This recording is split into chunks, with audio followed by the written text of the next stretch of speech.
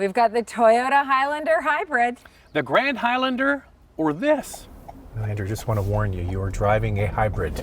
Okay, but I'm not going to worry about fuel economy. I'm going for acceleration. Oh, yeah. Nice. Not bad, actually.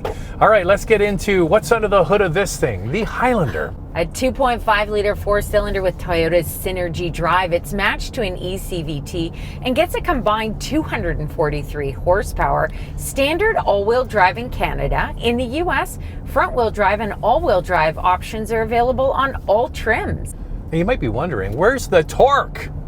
Toyota doesn't publish torque numbers for hybrids. Interesting, right? Mm-hmm. What we do know, though, are the key standard features. The base trim comes with a 7-inch driver display, an 8-inch touchscreen, wireless Apple CarPlay and Android Auto, a 6-speaker audio system, 8-way power driver's seat, 4-way manual passenger seat, heated front seats, cloth upholstery, keyless entry with trunk release, a power liftgate, and Toyota Safety Sense 2.5 Plus. Well, of course, we put it in Sport to start, but what else can we put it in? Got to put it in S for subscribe, and if you can hit that notification bell, you'll be notified when all of our reviews drop, and then you can watch them. And we do this, the couple car review twice a week. The first one drops on Wednesday. We put another one out on Saturday. So make sure to like and subscribe, but also follow along on Instagram. It's Motormouth_Andrea to get a question in, more on that halfway through the video, and also see what's going on behind the scenes. For me, it's Motormouth_Auto, and the links are below the like button. Well, last year we drove the 2023 gas model. They got rid of the V6. They plumbed in a turbo 4-cylinder. We're in the hybrid, though. For 2024, anything new? You know what? Not a lot has changed for 2024. The Bronze Edition package has been discontinued. Why am I not surprised about that one? It was kind of fugly, wasn't it, with the bronze wheels? We didn't love it. No, but apparently bronze is in. Well, it's out now for 2024. The XLE model adds a hands-free power tailgate with a kick sensor, and now for the hybrid, the nightshade package has been added, which we've got. Of course. XLE nightshade. Nice. Now, in the United States, this nightshade is available on the LE, the less expensive one, if you want all that dark look on the outside. All right, let's get into the drive of this thing. It is a hybrid from Toyota. It's not the most exciting drive in the world, but it does the job for driving around town. Well, I gotta say, the acceleration is very good. You just watched us do that from a stop sign. So I'm impressed with that. And passing power on the highway is very good. It is better than the Grand Highlander with the same powertrain, so I like that. I find the steering to be quite light. Maneuverability is a breeze. Turning radius is good. Parallel parking in the city, no problem. And that's one of the things is we're going to talk about Grand Highlander versus regular Highlander hybrid in our hot topic after Questions, Coffee, and Cars, because a lot of people are kind of wondering why would this even still be around? Well, I think all of that stuff you just mentioned, maneuverability, easy to park, go around corners, all of that is because it's just a little bit more petite. Yes. It's not grande. And so for many people, this might just be the right size. Yeah, not everybody needs grande. Just wait a second. I do. Yes, coffee-wise, we need grande, for sure. So I really believe that this powertrain, the 2.5 hybrid in this and the Grand Highlander, is best suited for urban use, taking kids to school, ballet practice, all of that kind of stuff. If you're doing a lot of highway driving, especially, other powertrains like the Turbo 4 might be a better option. And so kick it on the highway now. Well, I've got to say that this Highlander hybrid, that's a lot of power. I'm just passing these guys. Goodbye, Defender. No problem at all. I got to go back and say again, Zach, I think this is a good highway model, and I think it's great in the city. And I think for passing power on the highway, this is the one over the Grand Highlander. I think it's just fine. Oh yeah, for the Grand Highlander for sure, because that's bigger and heavier. But what I'm talking about is going up mountain passes with it full of kids and camping gear. I'm not sure it would be my choice, just saying. I think it's pretty good. So this is the Nightshade. I like the burgundy. I think it looks pretty good. And what do you get on the outside of this package? Yeah, so the Nightshade gives you all those black exterior accents, black badging, 20-inch black wheels, Zach's favorite. He loves a black wheel. Not so much. I'll take it over the bronze. Yeah. Okay, I'll take it over the bronze. So if you love those black exterior accents, I mean, I think it might look good all blacked out as well, or maybe with white, that nice contrast. The Highlander gets 8 inches of ground clearance and comes standard with LED headlamps, LED tail lamps, LED fog lamps, 18-inch wheels, available 20-inch, and a temporary spare tire. You know what I smell, Andrea? What do you smell? I smell an update coming, because this has got the older interior. It's been out for a few years now, and then you look at Grand Highlander, it's got the bigger screen and so on, and other Toyota products with a bigger screen. I bet you that's coming soon. Yeah. But this is what we got for today, and I would call it functional. Yes, okay, functional, practical, Toyota grade materials in here. I think that there are competitors that do a better job with their interiors. Sure. You're seeing things like a 12.3-inch touchscreen as standard equipment.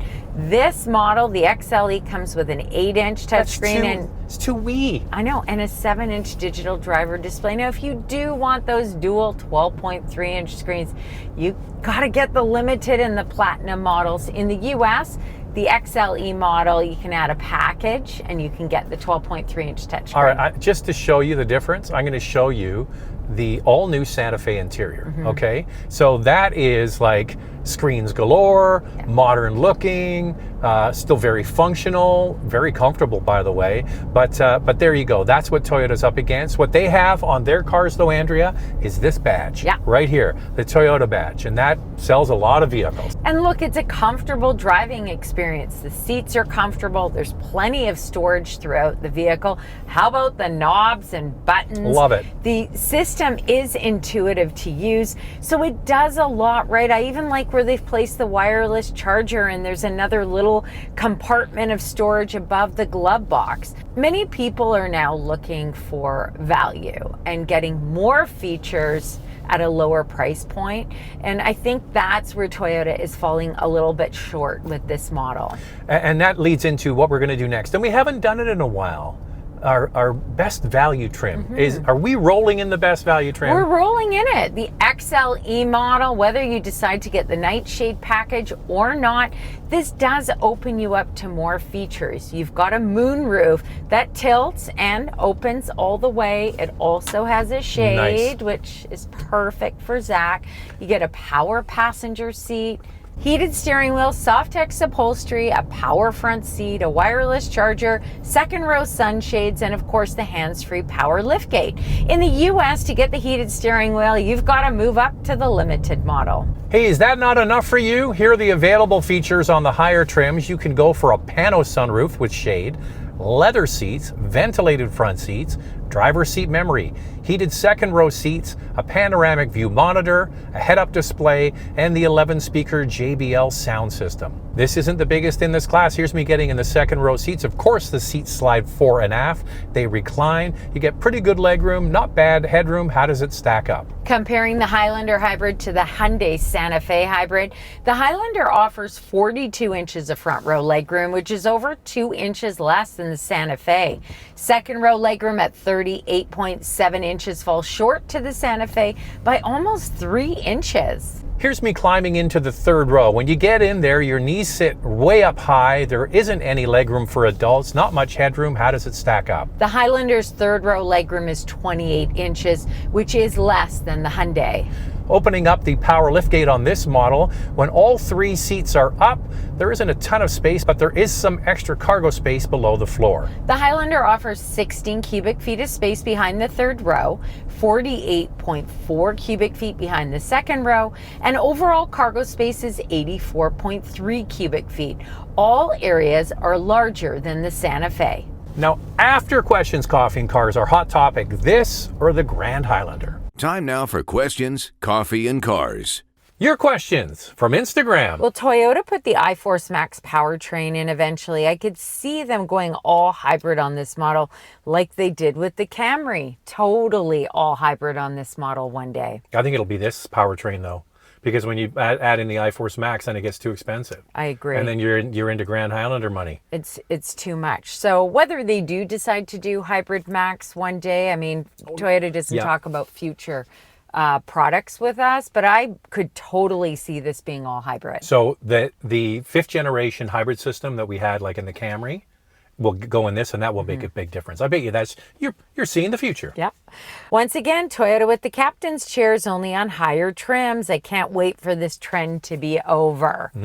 Yeah, that's the most frustrating part for people, is that they want more options on more trims, even if they want all the bells and whistles. Chief engineer of Grand Highlander told us that their reason for that product was if you add a third seat, you have to average in, say, a 200-pound human, and then the extra weight of the seat, then that affects fuel economy and tow rating. Yeah. So that's why with the heavier, higherly contented cars, they have to shave weight somewhere. It's the middle seat. But Honda seems to do it with the Pilot. So there you go. It Volkswagen does it with the Atlas. Can happen. So here are the configurations. LE and XLE models get a bench seat. Limited and Platinum models have captain's chairs. There is one exception in the US, and the XLE model comes standard with captain's chairs, but with the option of a bench seat. As it should be. The XLE Nightshade that we're driving, only captain's chairs.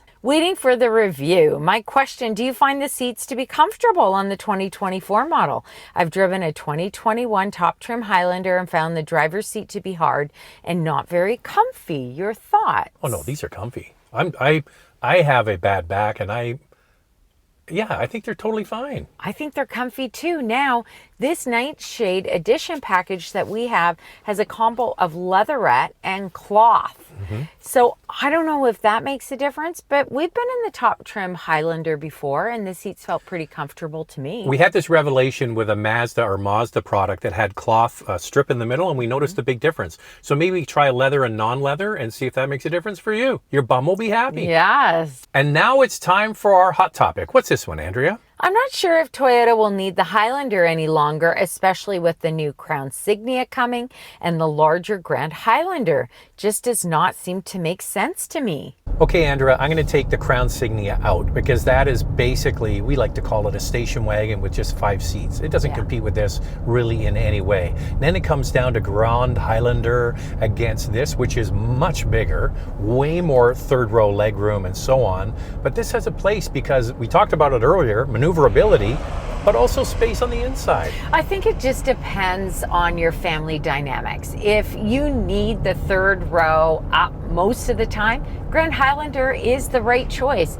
If you're mostly keeping the third row down and using it in a pinch, I would go with the Highlander, only because I do mostly city driving. It works well for our family, and I like the size of it. Okay, so maybe you live with an underground parking spot. You don't have a lot of room for a Grand Highlander. So those things make sense. What doesn't make sense, though, is the price difference between this XLE and the Grand Highlander XLE hybrid is only about $1,500, and you're getting the new updated interior and a much bigger vehicle, and it's not much of a price premium. Yeah, I'm surprised about that. Either Toyota is going to have to raise the price of the Grand Highlander or lower the price of the Highlander. So it's hard to know why they're doing it that way, because the price point is very close, XLE to XLE hybrids. All right, let's get into all the vital stats, including the pricing of this. Here we go. Let's start with pricing. We'll do Canada first and then move on to the US. The Canadian pricing includes freight, PDI, and fees. The base model starts at just under $53,000, and the top platinum trim is just under $63,000. In the US, the first all-wheel drive model starts at just over $42,500, and the platinum all-wheel drive is just over $53,000. Here's the Highlander hybrid fuel economy with all-wheel drive and 18-inch wheels. 6.7 liters per 100 kilometers city, 6.8 on the highway. That's 35 miles per gallon city, 35 miles per gallon highway. It can tow 3,500 pounds. Toyota offers a warranty of 3 years, 60,000 kilometers or 36,000 miles. In the United States, complimentary scheduled maintenance is offered for 2 years or 25,000 miles. So, if you're looking for a 3-row SUV that has hybrid or plug-in hybrid, here's 4 choices. For your consideration, 4 vehicles for you to consider. Up first is the Hyundai Santa Fe Hybrid with a 1.6-liter turbocharged four-cylinder, a combined 231 horsepower, and a starting price just under $44,000. The Kia Cousin is the Sorento Hybrid with the same powertrain and a starting price of $42,000. The Mitsubishi Outlander plug-in hybrid with a 2.4-liter four-cylinder and a combined 248 horsepower. It has 61 kilometers, 38 miles of range, and a starting price of just over $48,000. The Mazda CX-90 PHEV with a 2.5-liter four-cylinder, a combined 323 horsepower. It has 42 kilometers or 26 miles of range and a starting price just under $55,000. So there are 4 3-row electrified SUVs for you to consider. Lightning round, two things we like to see improved. Love the fuel economy this SUV offers. It's very comfortable. What I'd like to see, more options. Bench seat on all trims for different needs. It's time to update this interior. It's looking kind of old. All right, there it is. The Toyota Highlander Hybrid. What do you think of that? Thanks for watching, and if you like what you see, subscribe, and we'll see you next time.